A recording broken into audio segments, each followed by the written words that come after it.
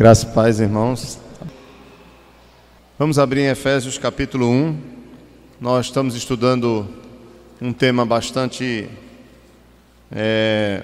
importante, mas ao mesmo tempo complexo, pelo fato de que as igrejas no Brasil, na sua grande maioria, até por causa do movimento pentecostal, não valorizam esse ensino, ou essa doutrina, que é a doutrina da predestinação.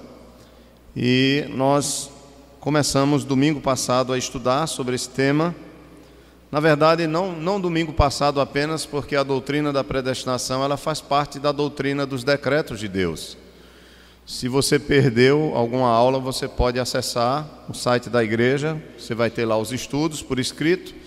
E você indo no YouTube, você vai ter 2 aulas sobre a doutrina dos decretos. Se você entrar no YouTube, você coloca lá TV Ebenezer Piedade, aí você tem os áudios. Você não vai ter o vídeo, mas você vai ter os áudios das aulas, dos 2 domingos sobre a doutrina dos decretos, e vai ser colocado ainda o primeiro áudio do ensino da doutrina da predestinação. Ainda tem, irmã, estudos... tá tirando cópia. Quem não recebeu a sua folhinha aí com o estudo de hoje, vai chegar, ok? Hoje nós temos um número mais reduzido pelo fato do Dia das Mães, né? Aproveito e parabenizo todas as mães que aqui estão. Sei que algumas mães ficam em casa porque a família procura sempre organizar alguma coisa, e outras fazem o contrário, né? Reservam um domingo para ir agradecer a Deus por essa oportunidade que Deus deu em sua vida dela ter o privilégio de ser uma mãe. E esse ensino, nós não vamos entrar na história da doutrina da predestinação, como eu falei domingo passado, nem vamos entrar nos termos originais, porque não é importante isso para os irmãos, isso é mais para uma área acadêmica, mas nós vamos estudar o que é em si a doutrina da predestinação, porque há uma compreensão muito errada acerca dela. E pelo fato das pessoas nunca terem estudado sobre isso, quando se fala em predestinação, elas entendem a predestinação como um ato injusto de Deus. Se isso verdadeiramente for verdade, então as pessoas que não têm uma boa compreensão sobre essa doutrina, elas acham que é um ato injusto de Deus. Com a reforma protestante, só para os irmãos entenderem isso, era comum entre os reformadores aceitarem a doutrina da predestinação. Não havia nenhum problema entre os reformadores, entre Lutero, entre Calvino, entre outros reformadores, a doutrina da predestinação. Só depois da reforma é que haverá alguns questionamentos, especificamente com Armínio, né? Jacob Armínio, ele vai, na verdade não é ele, mas os seus discípulos, eles vão questionar na Holanda a doutrina da predestinação. E aí é quando vai surgir, né, o governo holandês e os estudiosos holandeses, os teólogos, eles vão dar uma resposta aos 5 pontos que são levantados contra a doutrina da predestinação ou doutrina calvinista. E aí é quando surgem os 5 pontos do calvinismo, né, a remonstrância, como se chama, ok? Mas eu disse que não ia falar de história, nem vou entrar nesse assunto. Vamos para a definição da doutrina. Só isso a gente já falou a semana passada. Berkhoff define a predestinação como o ato eterno de Deus, pelo qual ele, em seu soberano beneplácito, e sem levar em conta nenhum mérito previsto nos homens, escolhe um certo número deles para receberem a graça especial e a salvação eterna. Mas, resumidamente, pode-se dizer que a eleição é o propósito de Deus de salvar certos membros da raça humana em Jesus Cristo e por meio dele. Vamos ler Efésios e aí a gente dá continuidade no nosso estudo. Efésios capítulo 1 é um dos temas, além de Romanos. Nós estudamos a semana passada e começamos a nossa aula lendo Romanos capítulo 9. Hoje nós vamos começar lendo Efésios capítulo 1. Efésios capítulo 1, a partir do versículo 3. Efésios capítulo 1, a partir do verso 3. Aí você diz, pastor, olha, eu nunca estudei sobre a doutrina da predestinação. Bem, se for um presbiteriano, ele vai compreender um pouco mais sobre esse tema. Embora nem todos os presbiterianos também se preocupem em estudar. Não que não são instruídos, mas em estudar isso. Se for um batista conservador, ou um batista ortodoxo, ou um batista regular, ele também vai entender mais da doutrina da predestinação. Ou um batista reformado, como nós costumamos falar. Inicialmente, os batistas da Inglaterra, eles eram calvinistas, tá? Principalmente as igrejas que eram formadas são chamados os batistas particulares, que eram puritanos, eles eram calvinistas. Os batistas gerais, eles não eram arminianos, vamos dizer assim. Qual é a diferença? Em termos bem simples, o calvinista ele entende que a salvação ela é monergista, ou seja, Deus ele salva o homem. Mas aí você diz, mas o homem não precisa crer, o homem não precisa se arrepender de seus pecados. Então o calvinista ou o monergista, ele vai dizer sim, mas é o próprio Deus quem gera isso no coração do homem. Se Deus não gera isso no coração do homem, é impossível que o homem se converta, é impossível que o homem creia, é impossível que o homem realmente nasça de novo. Já o arminiano, ele é sinergista. Ele acredita que há uma ação divina e uma ação do homem ao mesmo tempo. E essas duas ações vão produzir o que nós chamamos de o novo nascimento, a conversão, o arrependimento, enfim, toda a obra da salvação por meio de Cristo, ok? De maneira simples. Mas vamos ler Efésios, vamos ver o que é que Paulo diz aqui, do verso 3 ao verso 14. Verso 3 ao 14. Bendito Deus e Pai de nosso Senhor Jesus Cristo, que nos tem abençoado com toda sorte de bênção espiritual nas regiões celestiais em Cristo, assim como nos escolheu nele antes da fundação do mundo, para sermos santos e irrepreensíveis perante ele e em amor. Nos predestinou para ele, para a adoção de filhos, por meio de Jesus Cristo, segundo o beneplácito, ou seja, a sua vontade prazerosa, como ele diz, o beneplácito de sua vontade, para louvor da glória de sua graça, que é o fim da predestinação, que ele nos concedeu gratuitamente no amado, que é Cristo. Verso 7. No qual temos a redenção, pelo seu sangue, a remissão dos pecados, segundo a riqueza de sua graça, que Deus derramou abundantemente sobre nós, em toda a sabedoria e prudência, desvendando-nos o mistério da sua vontade, segundo o seu beneplácito que propusera em Cristo, de fazer convergir nele, na dispensação da plenitude dos tempos, todas as coisas, tanto as do céu como as da terra. Nele digo, no qual fomos também feitos herança, predestinados segundo o propósito daquele que faz todas as coisas conforme o conselho da sua vontade, a fim de sermos para louvor da sua glória, nós os que de antemão esperamos em Cristo, em quem também vós, depois que ouvistes a palavra da verdade, o evangelho da vossa salvação, tendo nele também crido, fostes selados com o Santo Espírito da promessa, o qual é o penhor da nossa herança, até o resgate da sua propriedade, em louvor da sua glória. Amém. Então, esse texto do apóstolo Paulo mostra claramente que antes de todas as coisas virem à existência, Deus já tinha planejado. A diferença da doutrina dos decretos para a doutrina da predestinação é que a doutrina dos decretos fala de um plano geral. Nada acontece por acaso, nada acontece pela sorte, nada acontece aleatoriamente. Tudo Deus planejou. Essa é a doutrina dos decretos. Só que a doutrina dos decretos, ela mostra, ou ela ensina, segundo os textos bíblicos, que antes de qualquer coisa vinha à existência. A criação com todos os seus detalhes, todo o universo, tudo que existe. Antes de tudo vir à existência em um ato só, porque Deus não aprende sucessivamente como nós. Deus conhece todas as coisas num só momento. A sabedoria de Deus é plena. Deus não precisa de acrescentar ao seu conhecimento alguma coisa com a sua relação com a criação. Os irmãos estão me entendendo? Então o saber de Deus é pleno, o saber de Deus é completo. Então antes de Deus criar, Ele na sua sabedoria já planejou tudo num ato só.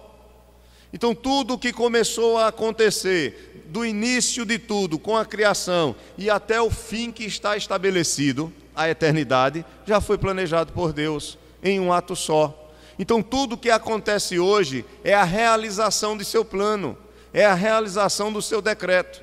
E o que é que a predestinação tem a ver com isso? A predestinação é a parte particular, é a área particular do decreto. Enquanto o decreto envolve tudo, todo o plano de Deus na criação, em todas as coisas, a predestinação envolve a salvação dos pecadores. Mas que pecadores? Os pecadores que Deus escolheu para salvar. Esse é o grande problema, né? Porque quando diz que Deus, de um todo, escolheu uma parte, se nós não compreendermos bem essa doutrina, a primeira coisa que nós vamos dizer é que Deus é injusto. Mas a questão é, se todos merecem a condenação, todos, por serem pecadores, merecem a condenação, qual é, a doutrina da predestinação vai dizer, qual é o problema de Deus querer escolher alguns, e esse que Ele escolheu pagar pelos seus pecados na pessoa do seu Filho. Porque uma coisa é certa, o salário do pecado é o quê? É a morte. Então todos os homens são o quê? Pecadores. Todos os homens, por serem pecadores, estão debaixo da ira de Deus, como diz João 3,36. Né? Aquele que crê no Filho tem a vida, aquele que porém não crê no Filho, sobre ele permanece a ira de Deus. Mas Paulo vai dizer em Romanos capítulo 3, por exemplo, que não há um justo sequer, não há quem faça um bem, todos se extraviaram, mas na frente ele vai dizer, todos pecaram e destituídos estão da glória de Deus. Lá no capítulo 6 ele vai dizer, o salário do pecado é a morte. E depois é que ele diz, mas o dom gratuito de Deus é a vida eterna por Cristo Jesus. Então, todos pecaram. Davi vai dizer no Salmo 51 que ele já nasce em pecado ele foi concebido. Então todos os homens são pecadores. Nenhum homem, a não ser Adão antes de cair, quando foi criado, no período entre a sua criação e a queda, ele foi santo, sem pecado, e Jesus Cristo. Jesus Cristo sim, ele não teve pecado. Jesus Cristo foi um homem perfeitamente puro, sem pecado. Adão foi até certa parte, mas Adão caiu e se tornou pecador também. E sobre ele veio também o salário do pecado, a morte. Adão morreu. Não só a morte física, mas a morte no sentido de separação de Deus, que é a morte espiritual, e a morte eterna, que é a segunda morte, que Adão provavelmente não teve, porque ele creu na salvação que Deus tinha prometido, que seria o descendente que viria da mulher e esmagaria a cabeça da serpente. A salvação no Antigo Testamento, ela é sempre prospectiva, lembrem disso. Como é a salvação no Antigo Testamento? É pela lei? Não, é pela graça de Deus mediante a fé, da mesma forma que é no Novo. Mas pastor, Adão teve que crer para ser salvo? Sim, ele teve que crer. A salvação de Adão também foi pela graça de Deus mediante a fé, como é a nossa. Só que nós cremos num Jesus que veio e voltará. Adão, ele creu num filho que viria de nascer ainda, um descendente que nasceria. 3,15, Gênesis 3,15. O descendente que viria de Eva e que esmagaria a cabeça da serpente e a serpente lhe feriria o calcanhar. Já é a primeira profecia acerca do filho, acerca de Cristo. Depois tem todos os outros homens que descendem da linhagem da salvação, vamos dizer assim, dentro da eleição, que também vão depositar a sua esperança nas promessas de salvação que vêm do Deus que entra em aliança com eles, do Deus Criador.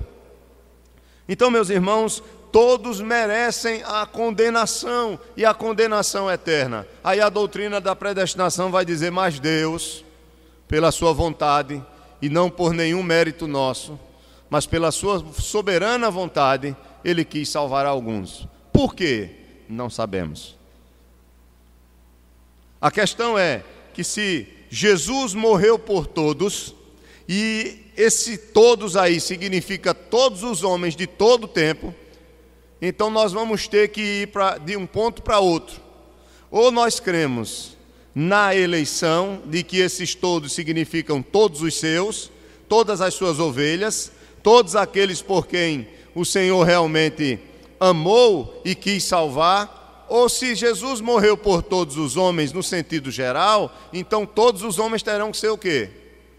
Salvos.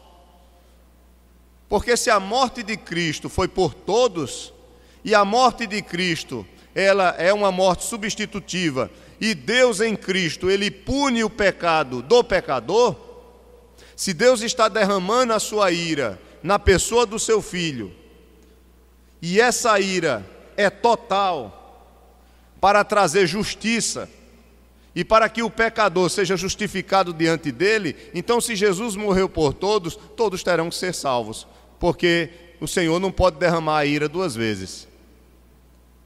Vocês estão entendendo, né? Ou não? Ficou difícil de entender isso? Pode perguntar à irmã Elisângela. Certo. Não tem. Só existia o livre-arbítrio em Adão e Eva. Agora existe livre agência e não livre-arbítrio. Por exemplo, o homem não tem mais condição, pela própria palavra, de escolher o bem, de escolher a salvação. Aí você diz, por quê? Porque nós somos pecadores. Como Paulo diz, estamos mortos em delitos e pecados. O bem que eu quero fazer eu não faço. E o mal que eu não quero fazer, isso eu faço. Ou seja, a minha ação agora, ela não é mais livre, porque a ação só é livre quando não existe, quando ela não está presa a nenhuma, vamos dizer assim, a nenhum fundamento que te leva a agir daquela forma. Por exemplo, o livre-arbítrio existiu em Adão. Por quê? Porque Adão era puro. Adão e Eva foram criados puros, sem pecado. Aí eles tinham livre-arbítrio. Eles tinham a opção. Não havia nada que lhes levasse, nenhuma influência interna que levava eles a escolher o pecado. Você está entendendo? Não havia nada dentro deles que os impulsionasse a aceitar a tentação de Satanás, porque eles eram puros, eles não tinham pecados, eles foram criados santos. Então ele era um homem e ela era uma mulher que nunca tinham pecado, não conheciam o mal, só conhecia o bem. Nesse sentido, eles tinham livre arbítrio. Eles eram livres, totalmente livres. A partir do momento que o homem cai, ele perde isso e passa a ter a livre agência. Qual é a diferença? É que com o pecado, como o pecado corrompeu toda a área, ou todas as áreas de nossas vidas, nós nunca teremos a opção de escolher o bem por nós mesmos. Veja bem, por nós mesmos. Quando eu digo bem, é o bem em relação a Deus. Não é o bem naquilo que a gente considera bom, mas é o bem no sentido em relação a Deus. Por exemplo, deixa eu dar um exemplo. Quando Paulo escreve aos Efésios, no capítulo 2, ele diz que ele vos deu vida, estando vós mortos em vossos delitos e pecados. Por quê? Porque antes nós andávamos segundo o curso deste mundo, do príncipe da potestade do ar, éramos considerados, fazendo os desejos do nosso coração, da carne do nosso coração, e éramos considerados filhos da desobediência. Então não há nenhuma possibilidade do homem hoje, caído em pecado, ele ter o livre-arbítrio. Estou falando em termos teológicos, estou tentando explicar, né, para a irmã. É claro que não é necessário nem obrigado a pessoa a aceitar isso. Tá? Mas é como se eu não tenho mais a opção de dizer, eu não vou pecar. Entende? Eu não vou pecar, como Adão teve. Quando Deus disse a Adão, no dia em que comeres da árvore do conhecimento do bem e do mal, certamente morrerás, mas dela você não deve comer. Então Adão tinha a liberdade de não comer ou de comer. Já conosco não. Nós não temos essa liberdade de dizer, eu não vou mais pecar. Qualquer um de nós não pode chegar e dizer, eu não cometo mais nenhum pecado hoje, nem amanhã. Eu não tenho essa liberdade. Então por isso que não se chama mais de livre-arbítrio. Eu não tenho um arbítrio de escolher assim, eu tenho um arbítrio para tomar decisões, e muitas decisões na vida, mas sempre serei conduzido no interior do meu coração pelo meu pecado. Interessante isso. As minhas motivações, elas sempre vão me inclinar, entenda, vão me inclinar para o mal, vão me inclinar para o pecado, a não ser que o Espírito Santo entre no meu coração, faça uma mudança, e mesmo assim o Espírito Santo fazendo essa mudança, enquanto estivermos aqui vai ser o quê? Uma batalha entre o fruto do Espírito e as obras da carne. Vai ficar essa luta dentro da gente. Aí é aquilo que Paulo diz, né? O que eu não quero fazer eu faço, e o que eu quero fazer, isso eu não faço. É essa batalha entre a carne e o Espírito. Mas é interessante, mas vamos devagar. Então, a doutrina do livre-arbítrio, que diz que o homem toma decisão em relação à sua salvação, é o que nós chamamos da doutrina arminiana. Então, é claro que é difícil você aceitar a doutrina, de modo geral, qualquer um de nós, é difícil a gente aceitar a doutrina da predestinação, porque nós queremos, às vezes, nós ficamos preocupados com aqueles que não são eleitos, não é verdade? Porque pela nossa vontade era bom que todo mundo fosse o quê? Salvo. Mas todo mundo não vai ser salvo. E se eu creio ou não na doutrina da predestinação, eu vou ter que entender que o pecado entrou no mundo por uma vontade soberana de quem?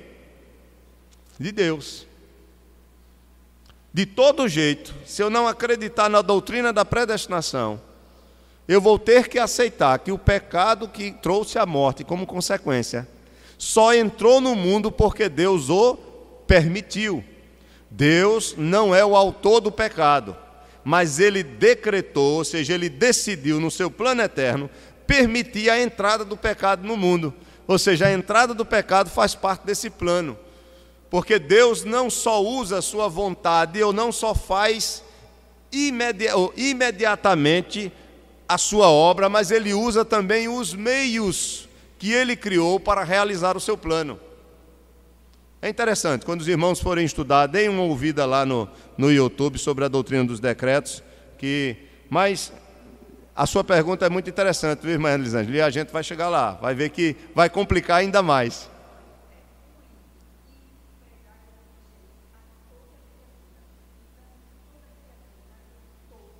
São todos os homens. São todos os homens ali. Não, ali são todos. A pergunta da irmã Tânia é: ide por todo mundo e pregai o evangelho a toda criatura. Toda ali, são todos os homens? Sim, são todos os homens. Pelo contexto, na Bíblia, às vezes a palavra todos não significa todos, geral. Às vezes a palavra todos significa muitos.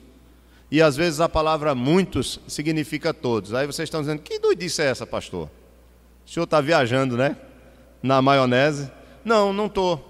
Por exemplo, quando você vai ler Timóteo, lá em Timóteo ele pede que nós oremos pelos reis. Vamos abrir lá? Vamos lá, vamos só explicar isso aqui para vocês, para ir abrindo a mente de vocês, tá? Estou tentando apenas explicar para vocês. Abra aí em 1 Timóteo, capítulo 2.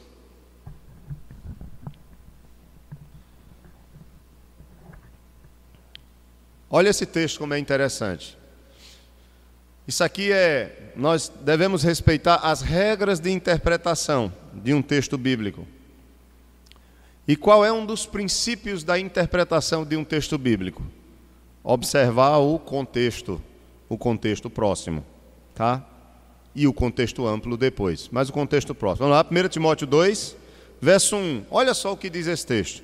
Antes de tudo, pois, exorto que se use a prática de súplicas, orações, intercessões, ações de graças em favor de quem?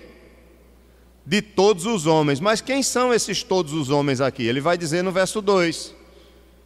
Ele está falando de classes. Veja, em favor dos reis e de todos os que se acham investidos de autoridade, para que vivamos a vida tranquila e mansa, com toda piedade e respeito. Isso é bom e aceitável diante de Deus, nosso Salvador, o qual deseja que todos os homens sejam salvos e cheguem ao pleno conhecimento da verdade. Então, todos os homens que Deus deseja que cheguem ao conhecimento da verdade, dentro desse texto, são os reis, os governantes, aqueles que têm autoridade. Nesse texto. Sim, pastor, mas ainda não me convenceu sobre todos e sobre muitos. Aí vamos lá para Romanos capítulo 5. Vamos lá para Romanos capítulo 5. É escola dominical, a gente pode abrir um pouquinho a Bíblia, né?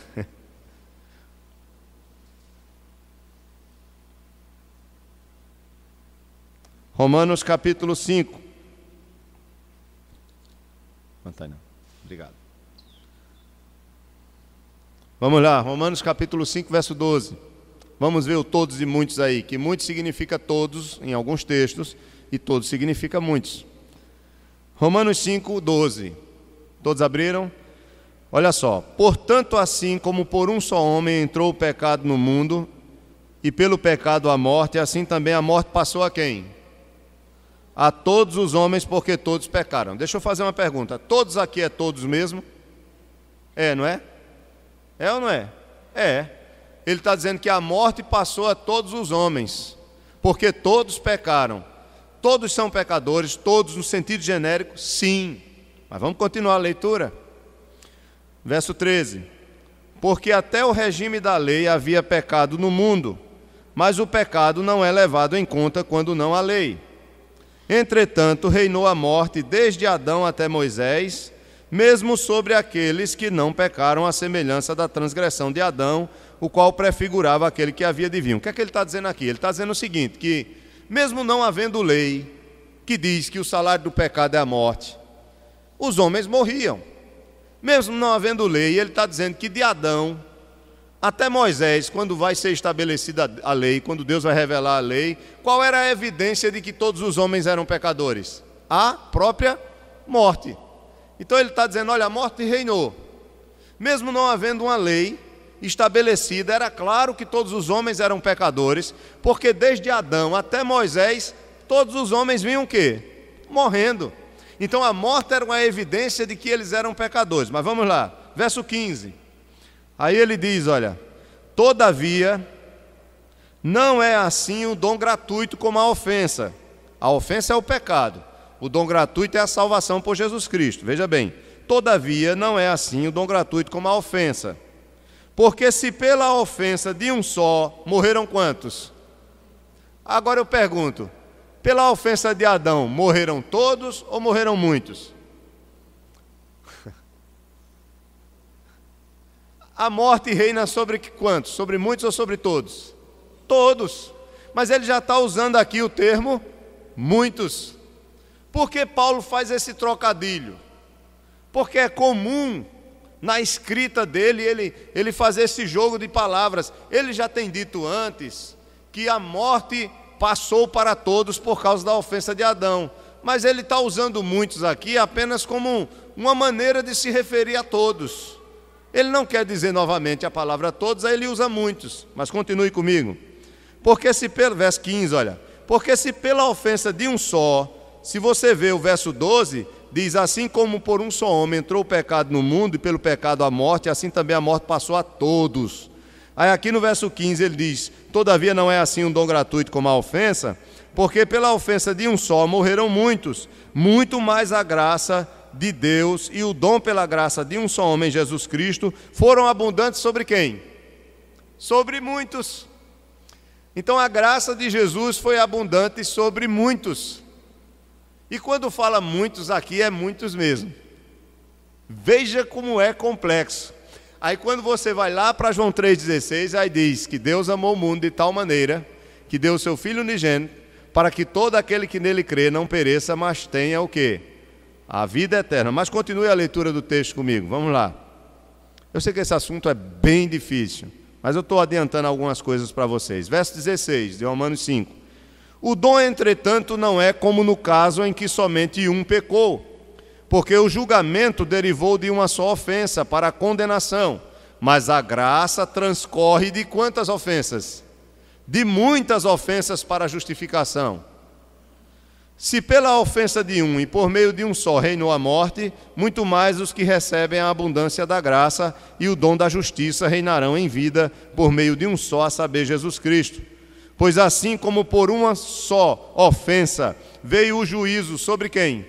Sobre todos. Aí eu pergunto, todos aqui, é todos ou são muitos? São todos, porque o juízo vem sobre todos os homens para a condenação. Todos pecaram, todos estão destituídos da glória de Deus, todos merecem condenação. Aí ele diz, assim também por um só ato de justiça, que foi o fato de Cristo assumir os nossos pecados e ir para a cruz morrer em nosso lugar. Veio a graça sobre quantos? Sobre todos. Aí eu pergunto, e todos aqui são todos? Aí você vai dizer, se for todos, todos terão que ser salvos. Porque se Jesus Cristo derramou seu sangue por todos os homens, Deus não poderá condenar mais nenhum homem, porque Jesus já pagou por ele. Aí você diz, não, peraí pastor, o senhor vai me deixar doido aqui nessa manhã. Ele morreu por todos, mas só vão ser salvos aqueles que creem. Aí essa é a maneira que o arminiano tenta resolver. Mas a Bíblia não diz que a fé é um dom de Deus. Então aqueles que vão crer só vão crer porque Deus vai conceder fé em seus corações. Porque quem convence o homem do pecado, da justiça e do juízo é quem? E por que o Espírito Santo não convence todos? Porque muitos são chamados, mas poucos são escolhidos. Então, quando você vai para a Bíblia, ser bíblico, você não tem para onde fugir da doutrina da predestinação. Não tem como. Você vai se deparar com um texto, por exemplo, vamos lá para Romanos capítulo 9. Por isso que hoje em dia existe uma doutrina que é muito comum, viu, irmã Elisângela? Tem uma doutrina hoje que se chama universalismo. O universalismo é o extremo, é o outro extremo. Eles dizem o seguinte, todos vão ser salvos, ninguém vai se perder. Mas por que eles dizem isso? Com base em Romanos 5. Porque eles dizem o seguinte, eles entendem que se Jesus Cristo morreu por todos os homens, então não tem como todos não serem salvos. Como é que, se Jesus morreu por José, então José é pecador, aí Jesus pagou o preço por José. Como é que José, quando se deparar no juízo de Deus, Deus vai derramar a ira sobre ele novamente? Se a ira de Deus já foi derramada por José na pessoa de quem? De Jesus Cristo. Vocês estão entendendo, né? Aí cai no universalismo. Mas vamos lá. Vamos em doses homeopáticas, né? Vamos para Romanos, capítulo 9. Romanos 9. Mas essa doutrina, ela é realmente muito difícil da gente poder dizer, meu Deus, é assim mesmo, mas se é assim, é levantar as mãos para os céus. Foi como eu disse para vocês domingo passado. Eu disse para vocês domingo passado que vocês estão achando que os ímpios estão preocupados com isso, com eleição? Vocês estão achando que os ímpios que não conhecem a Deus, eles vão se importar se Deus escolheu, se não escolheu? Eles vão dizer que eu estou nem aí, eu estou vivendo a minha vida, lá eu me viro com ele. Agora nós que conhecemos a verdade, temos o temor do seu nome, quando nós conhecemos essa doutrina, nós levantamos as mãos para os céus e dizemos, Senhor, não existe como te agradecer.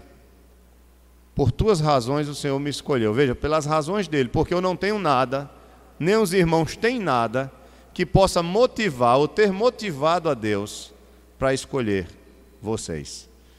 O arminianismo, ele vai usar 1 Pedro, que diz que Deus, pela sua presciência, ou seja, pelo seu conhecimento prévio, ele sabia os que iam crer e por isso ele escolheu.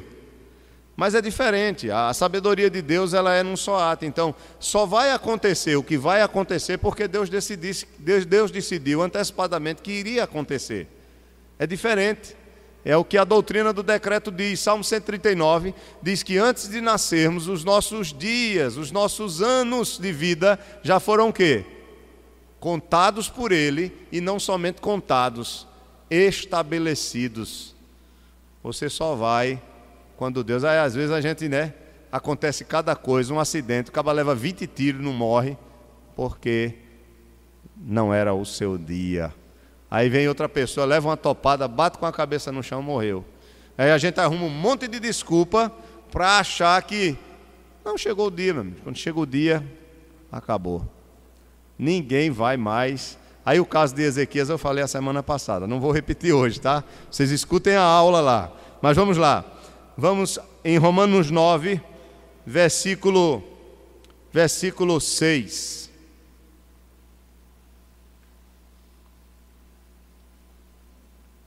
Não dá para eu fazer um comentário dos textos por causa da nossa hora. E aí a gente não consegue estudar a lição. Então eu vou estar só citando alguns textos. Verso 6. E não pensemos que a palavra de Deus haja falhado, porque nem todos os de Israel são de fato israelitas. Paulo vai dizer que nem todos que descendem de Abraão são judeus, são crentes de verdade. Porque o israelita é aquele que crê. Ele vai falar do Israel espiritual, a igreja. Verso 7. Nem por serem descendentes de Abraão são todos seus filhos, mas em Israel será chamada a tua descendência. Ou seja, Deus escolhe Israel para que de Israel saia um Salvador e todos os outros povos de outras nações possam crer. Vocês lembram que Jesus disse aos fariseus que dessas pedras Deus pode fazer filhos a Abraão? Então a importância não é a continuidade da linhagem descendente de um povo, de uma raça. A salvação, a eleição começa a aliança começa com a família, mas dessa família virá o Salvador, que é Cristo, para que essa salvação alcance todos os povos. Verso 8. Isto é, estes filhos de Deus, Romanos 9, 8, não são propriamente os da carne. Está querendo dizer, olha, não são propriamente os judeus que descendem de Abraão, mas devem ser considerados como descendência os filhos da promessa. Porque a palavra da promessa é esta: por esse tempo virei e Sara terá um filho. E não ela somente, mas também Rebeca, ao conceber de um só, Isaque, nosso pai, e ainda não eram os gêmeos nascidos, preste bem atenção nesse texto, ainda não eram os gêmeos nascidos, nem tinham praticado o bem ou o mal, para que o plano de Deus, ou seja, o propósito de Deus quanto à eleição, prevalecesse, não por obras, mas por aquele que chama. Já fora dito a ela, o mais velho será servo do mais moço, como está escrito: amei Jacó, porém me aborreci de Esaú. Verso 14, Paulo já vai levantar os questionamentos que com certeza qualquer um de nós levantamos, ou levantaríamos. Ele diz: que diremos, pois, a injustiça da parte de Deus, por ter amado Jacó e aborrecido Esaú? É a pergunta de Paulo. A injustiça da parte de Deus, ele diz: de modo nenhum. Pois ele diz a Moisés: terei misericórdia de quem me aprouver ter misericórdia, e compadecer-me-ei de quem me aprouver ter compaixão.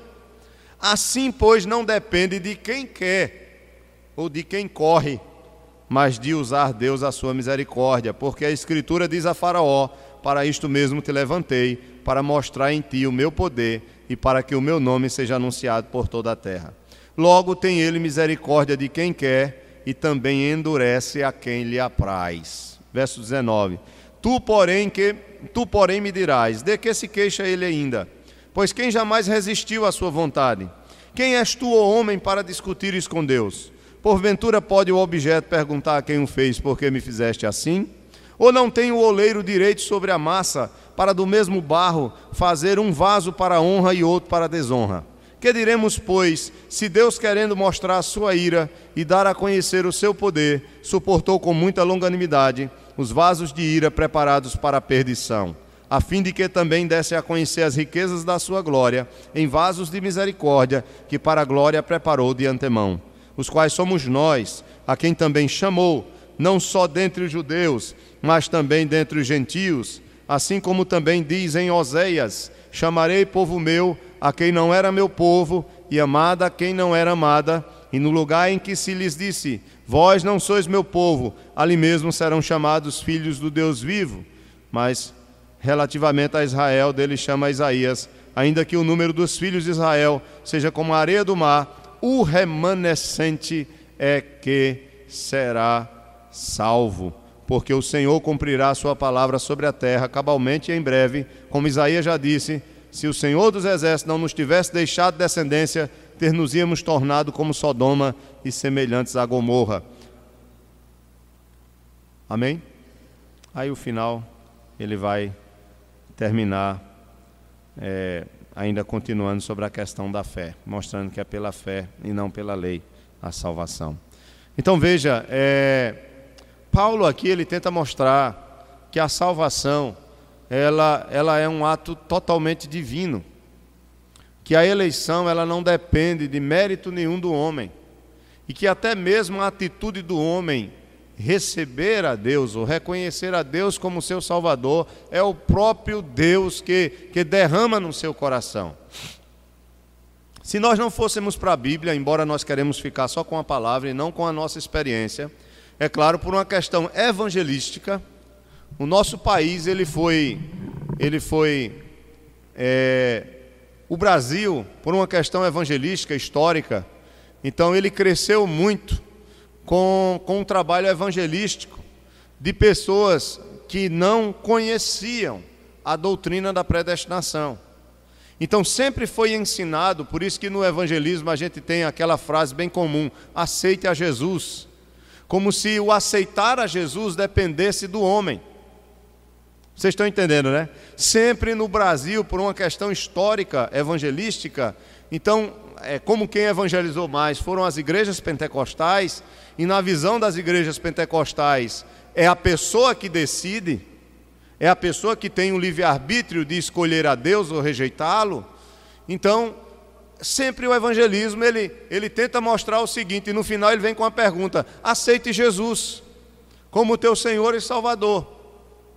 E se a pessoa disser com a sua boca, ou confessar com a sua boca: eu aceito Jesus, nós entendemos, ou os evangelistas entendiam e entendem, que aquela pessoa foi o quê? Foi salva. Mas nós sabemos que nem todas as pessoas que dizem eu aceito Jesus são verdadeiramente o quê? Convertidas. Porque nós sabemos que a conversão é uma ação direta do Espírito Santo no coração através da mensagem do Evangelho. Aí vai surgir outra pergunta: por que eu vou evangelizar se Deus já escolheu os homens para a salvação? Porque Deus, no seu decreto, Ele decidiu que para chamar aqueles que são seus, teria que se pregar o que para eles? O Evangelho. Porque a fé vem pelo os que são de Cristo. As ovelhas do Senhor ouvem a voz de quem? A voz dele. Como vão ouvir a sua voz, se não se pregar o Evangelho? Agora outra pergunta: nós sabemos quem são os eleitos? Não. Algum de nós sabe quem são os eleitos? Não. Por isso que nós temos que pregar a quem? A todos os homens. Por isso que a ordem é: pregue a todos. Mas mesmo pregando a todos, nós sabemos que somente aqueles que o Espírito Santo moveu o coração é que vão aceitar a verdade. Diga, irmã Luzia.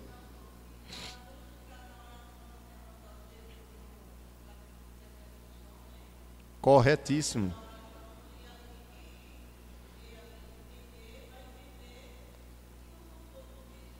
Capítulo 17, ele diz: eu oro por estes e por aqueles que vão vir ainda, que o Senhor vai me dar.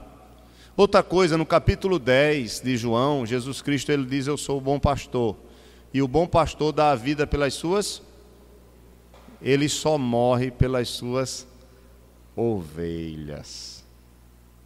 É difícil isso, né? Não, a gente aceitar isso. Olha, irmãos, quando eu comecei a estudar a doutrina da predestinação, eu quase que enlouqueço. Eu era seminarista e eu fui criado, numa igreja. A maioria das igrejas batistas no Brasil não são calvinistas, tá?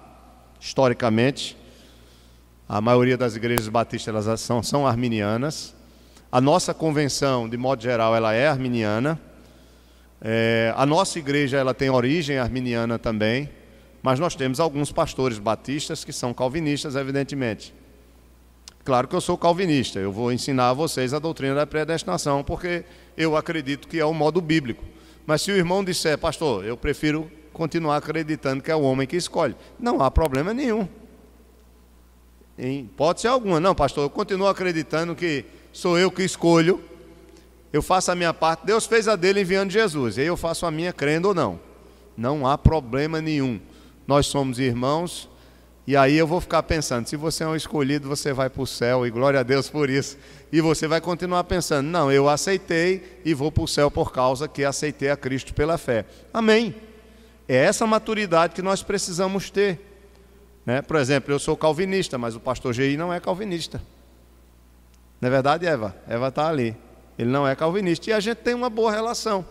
A gente brinca, conversando um com o outro, né? Embora eu não possa deixar de ensinar a vocês a doutrina da predestinação, porque eu acredito que ela é bíblica. Eu não acredito que o arminianismo é bíblico. Eu acredito que o arminianismo é uma maneira do homem tentar lutar pela sua liberdade. E uma coisa é certa, olhe para a sua vida e pergunte a você mesmo, foi você que aceitou Jesus? Olhe para a sua vida, para a sua experiência de salvação. É claro que nós ficamos com a Bíblia, porque esse negócio de experiência é muito perigoso, né? Hoje tem muito no Brasil. Mas olhe para a sua vida, desde o começo da sua vida, desde a sua infância, e veja, tudo correu para que um dia você ouvisse o Evangelho e para que o Senhor movesse seu coração. Não foi por acaso, não. Foi Ele, olha, conduzindo tudo para chamar você. Abra em Romanos, está em Romanos, volta para o capítulo 8. Veja o que ele diz aí no verso 29. Capítulo 8 de Romanos, verso 29.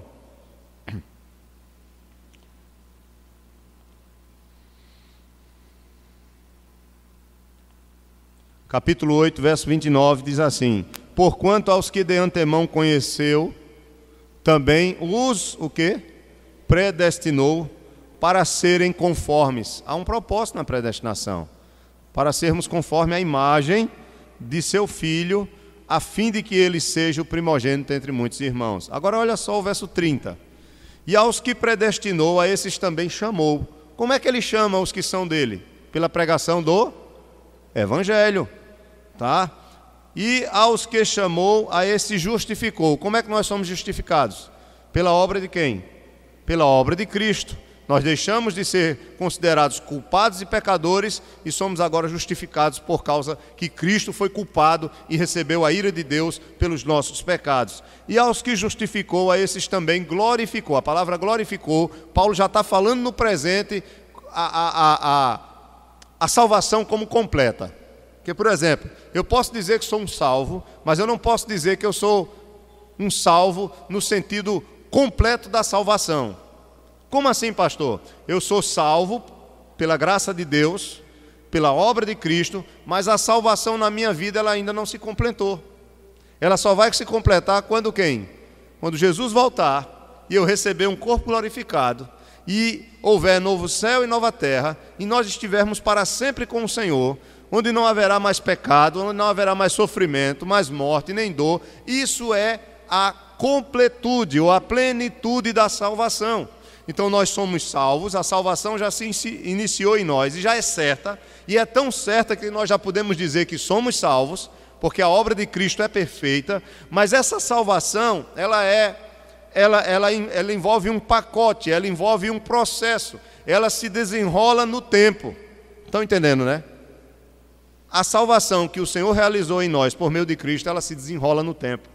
Por isso que Paulo diz, aos que chamou, justificou, aos que predestinou, chamou, aos que chamou, justificou, e aos que justificou, glorificou. Ele diz como se já tivesse acontecido, mas ainda não aconteceu a glorificação. Aconteceu? Não, nós estamos aqui. A glorificação é só no final de todas as coisas. Amém? Mas vamos lá. Vamos para a nossa folhinha. Quem é o autor da predestinação? Nós vimos que é a Trindade, mas é mais atribuída ao Pai. Tá? Vamos para o ponto 2. A gente já estudou isso semana passada. Quem são os objetos da predestinação? Os objetos da predestinação são todos os homens, bons ou maus, não meramente como grupos, mas como indivíduos. Nós já vimos isso aqui. amou Jacó, aborreceu Esaú, endureceu o coração de Faraó. Então nós estamos vendo pessoas, tá? Eu não vou entrar em detalhes, que isso foi da aula passada. E os anjos, a predestinação dos anjos, eita Jesus, agora o bicho pega, né? Os anjos tiveram livre-arbítrio? Alguns vão dizer que sim, que os anjos tiveram livre-arbítrio, mas Deus concedeu àqueles que eram eleitos a graça da perseverança para que não caíssem no livre-arbítrio. Aí só quem caiu foram aqueles os quais não receberam essa graça, Satanás e os seus. E agora? Como é que eu sei disso? Bem, a Bíblia fala de anjos, dos santos anjos de Deus, não fala? Jesus, ele diz que aquele que se envergonhar do filho, o pai e o filho também se envergonhará dele, lembram? Aliás, o filho também se envergonhará dele diante do pai e dos seus santos anjos. Mas a Bíblia também fala de anjos maus, de anjos caídos. Quem são eles? Satanás, não é? A palavra Satanás significa o quê? Vocês lembram? Adversário. Não é um nome próprio. Não é um nome próprio. O nome próprio dele é um nome que é mais uma designação, por ele ser o adversário de Deus, do povo de Deus, das obras de Deus. E diabo, o que é que significa diabo? Acusador. Porque ele é o acusador, ele acusa constantemente os homens pelos seus pecados diante de Deus. O Senhor não é santo? Aí, ó, ele pecou. E agora? Onde é que está a tua justiça? Pune ele. Só que esse acusador, por causa da obra de Cristo, segundo o Apocalipse 12, ele foi expulso do céu. Ele não pode mais chegar na presença de Deus e acusar os filhos de Deus, porque Cristo está lá entronizado. E Cristo representa o nosso mediador, o nosso sumo sacerdote. Mas tem Satanás e os seus anjos, ou espíritos malignos, ou demônios, como a Bíblia fala, principados e potestades. Paulo também chama eles assim. Mas eu gostaria que você abrisse sua Bíblia, por favor, em 1 Timóteo 5, verso 21. Eu disse ao irmão Cleiton, Cleiton, eu vou bem devagar com a igreja, porque esse assunto é bem polêmico, é bem extenso. E eu peço que vocês escutem no YouTube o estudo sobre os decretos. São 2 aulas. É um áudio, bota lá, escuta com a Bíblia aberta e vai estudando, porque vai ficar mais fácil você entender a predestinação. Então vamos lá, capítulo 5 de 1 Timóteo, verso 21. Quem encontrar pode ler.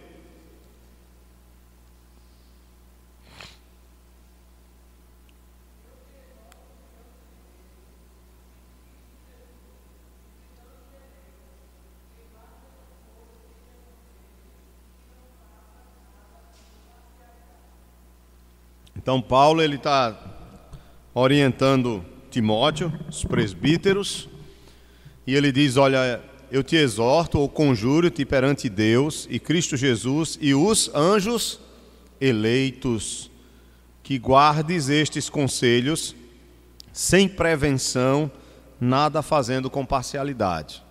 Agora vamos para Judas. Abra sua Bíblia em Judas.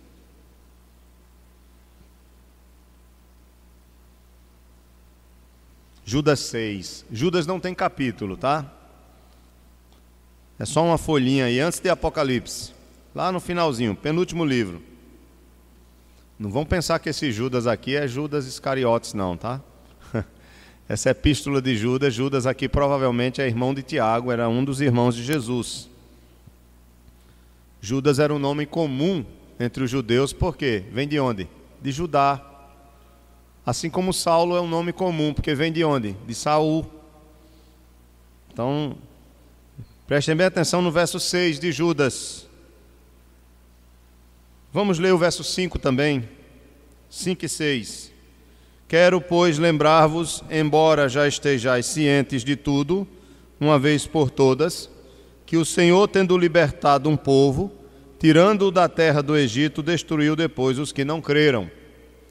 E a anjos os que não guardaram o seu estado original de santidade, de pureza, mas abandonaram o seu próprio domicílio, ele tem guardado sob trevas, em algemas eternas, para o juízo do grande dia.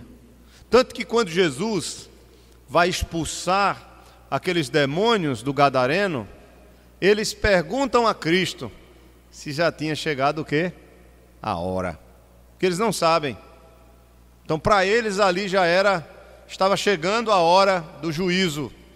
Então, Satanás e os seus anjos, nós vamos estudar essa parte da doutrina dos anjos mais detalhadamente mais na frente, mas assim, eles sabem que já estão condenados. Jesus Cristo não morreu por eles, Jesus Cristo só morreu pelos seus, e os seus só envolvem seres humanos. E os eleitos? Os eleitos, nós não temos nenhuma base bíblica que Jesus morreu pelos anjos eleitos, até porque os anjos eleitos não pecaram. É por isso que ninguém pode dizer que Jesus morreu pelos anjos eleitos, não, porque os anjos eleitos não pecaram. Então não há nenhuma necessidade de expiação de pecado deles. Vocês estão entendendo? Agora, se Jesus tivesse morrido por algum anjo, ele tinha que morrer pelos anjos que caíram, por Satanás e os demônios, mas ele não morre por eles, ele morre pelos homens. Não me pergunte por quê, eu não sei. E, pastor, por que cai um grupo de anjos e os outros não caíram? Pelo fato de ter aqui anjos eleitos, então alguns acreditam, isso não tem na Bíblia, não tem segurança bíblica de eu pegar um texto bíblico e dar para os irmãos, mas o que os estudiosos ou os teólogos entendem é que esses anjos que não caíram, só não caíram porque Deus o quê? Não permitiu que caíssem. E por que Deus não permitiu que esses anjos caíssem, pastor? Bem, aí só Deus sabe. Aí é querer ter a mente de Deus. Entendem? É difícil, né, esse assunto, mas é interessante. A gente para um pouco para pensar nessas coisas, como também nas nossas vidas. Quando você fala dos homens, nenhum dos homens merece, porque quanto aos homens não existe o que aconteceu com os anjos. Se Adão tivesse caído e Eva não tivesse caído, aí seria parecido com o que aconteceu com os anjos, entendem? Se Adão tivesse tido filhos e já houvesse uma família, ou famílias, ou uma cidade, ou cidades na época, centenas de pessoas, e um grupo caísse, mas outro grupo permanecesse fiel, aí seria semelhante aos anjos, ao caso dos anjos. Vocês estão entendendo, né? No caso dos anjos, Deus fez os anjos não se multiplicam. Os anjos não são como os homens, no qual ele fez um casal e disse crescer e multiplicai. Os anjos não, ele fez um número X, de uma vez só, pum. Na criação Deus fez milhares e milhares de anjos. Desses milhares e milhares, Deus permitiu que um grupo deles se rebelasse, não quisesse obedecê-lo, assim como Adão não obedeceu. Só que esses anjos foram tentados por quem?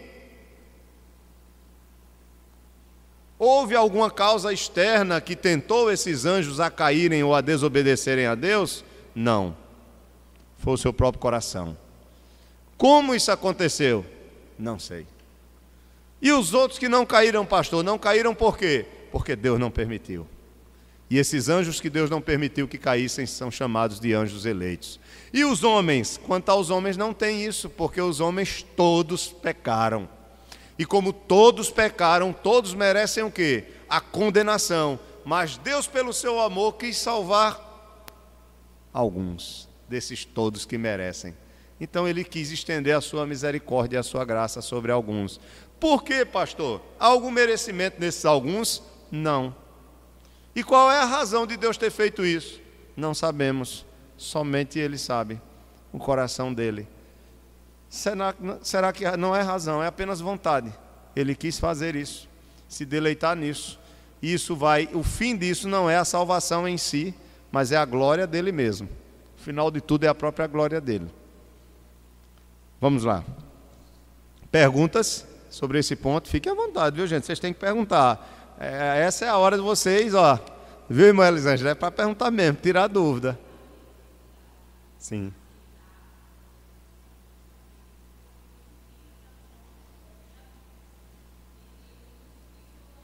Aham.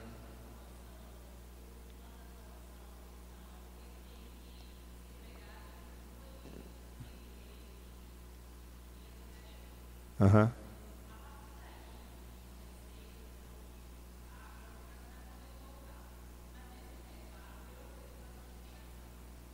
Sim, correto.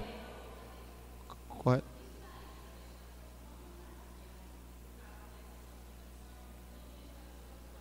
Não, não, não. Isso não é a doutrina da predestinação.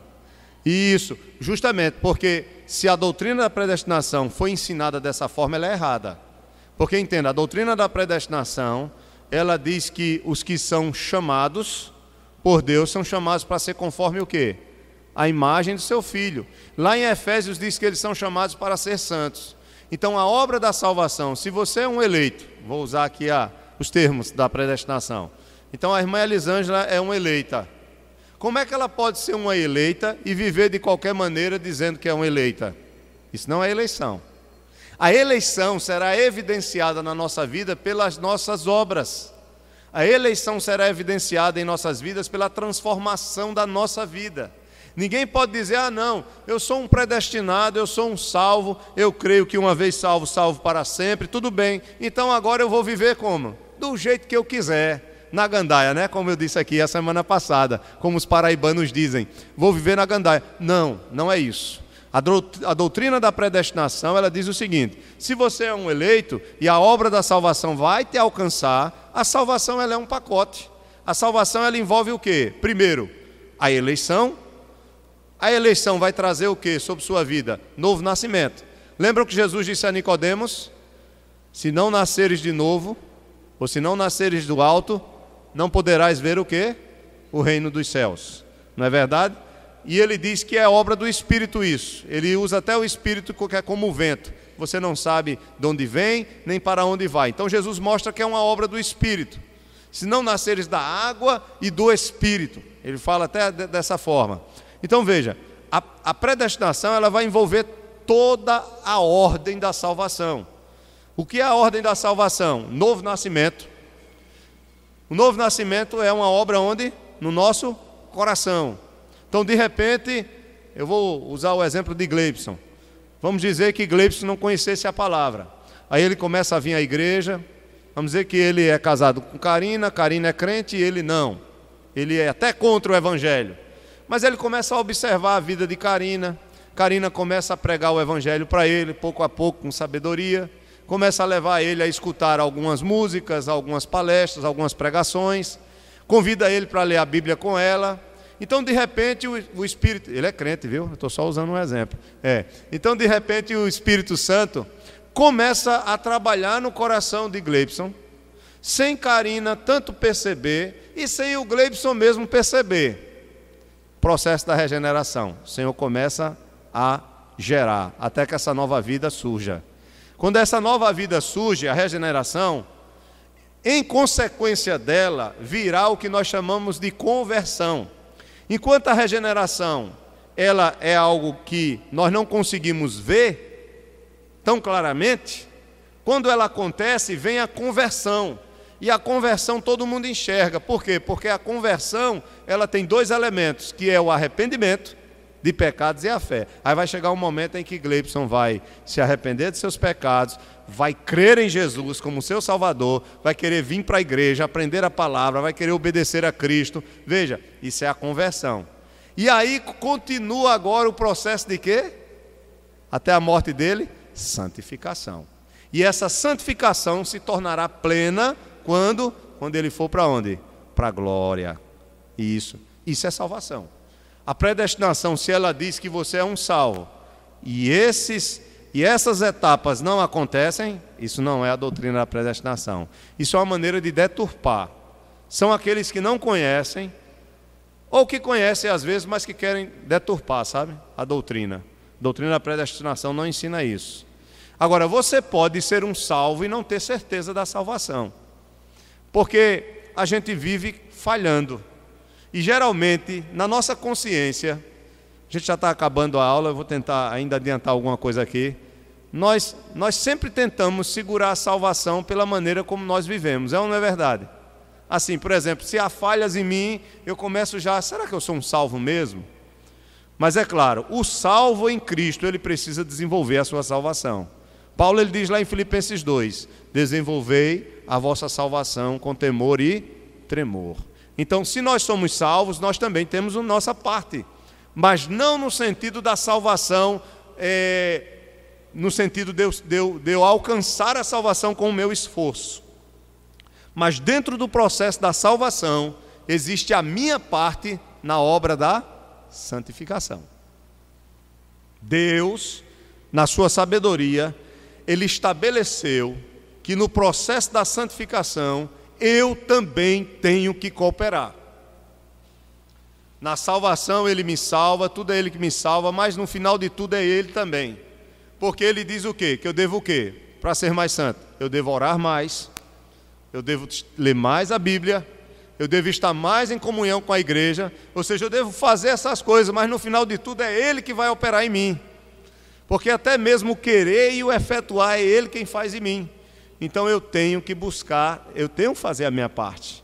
Por isso que há tantas exortações na Bíblia: vigiai e orai, meditai na palavra, bem-aventurado o que medita na lei do Senhor dia e noite. Então há muitos textos nos exortando, porque em nós ainda existe o quê? A natureza pecaminosa, e nós não devemos dar brecha a ela, mesmo sendo salvos. Nós não devemos dar brecha a essa natureza. Por isso que você vai ver na igreja irmãos mais maduros espiritualmente e irmãos menos maduros espiritualmente.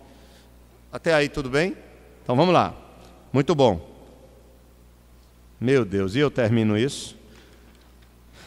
Terceiro ponto seria, entre objetos da predestinação, Cristo como mediador. Então, Cristo como mediador, vocês podem aí ler em casa.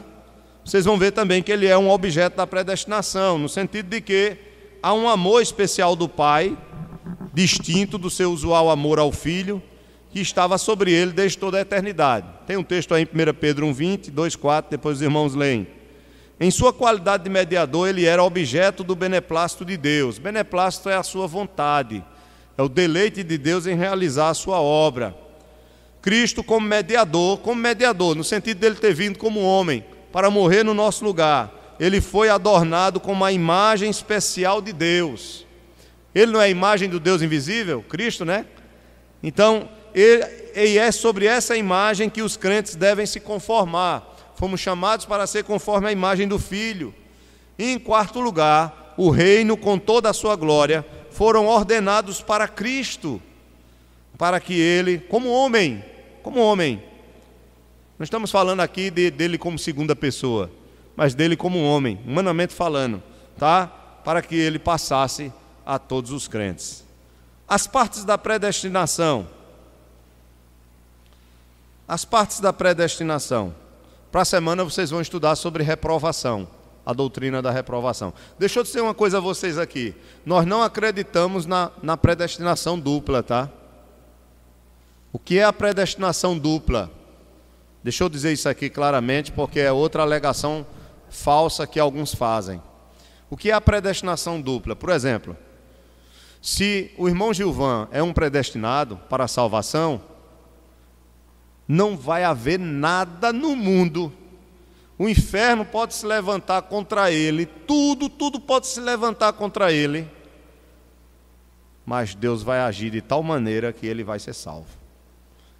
Ele vai conhecer o Evangelho, ele vai ouvir o Evangelho, ele vai crer no Evangelho. E vocês lembram que eu falei do ladrão na cruz? E eu disse que dentro do plano de Deus alguns terão um privilégio, porque, por exemplo, na vida de alguns não haverá tempo para um desenvolvimento na santificação nesta vida. Ele passa direto para a santificação plena, como o ladrão na cruz, tá? Perdoado, como aqueles que morrem, que são alcançados por Cristo na hora da morte, tá bom? Então, mas no caso da gente, a gente está tendo tempo para desenvolver. Então eu estou dizendo, Gilvan se levantou várias coisas. Eu vou até contar algo que ele já contou. Ele disse que chegou uma pessoa para matar ele no comércio dele e atirou quantas vezes, Gilvan?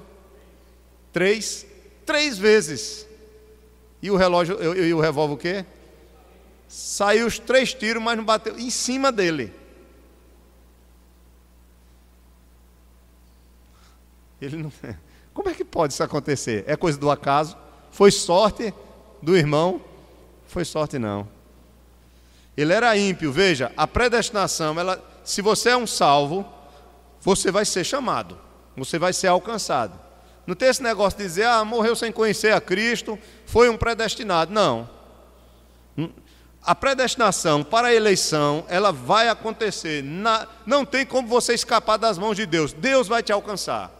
Agora, os que falam de dupla predestinação dizem assim, mas aqueles que não são salvos, Deus também vai agir para que eles sejam levados para o inferno.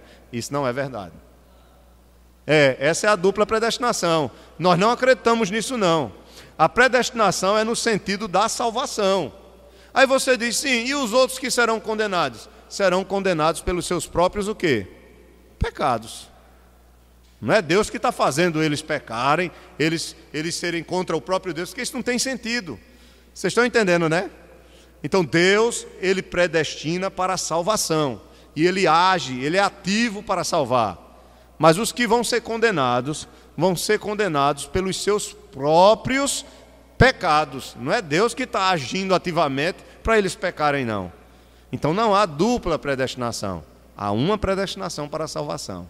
Os outros que não são predestinados vão morrer pelos seus próprios pecados, por nascerem no pecado e continuarem no pecado.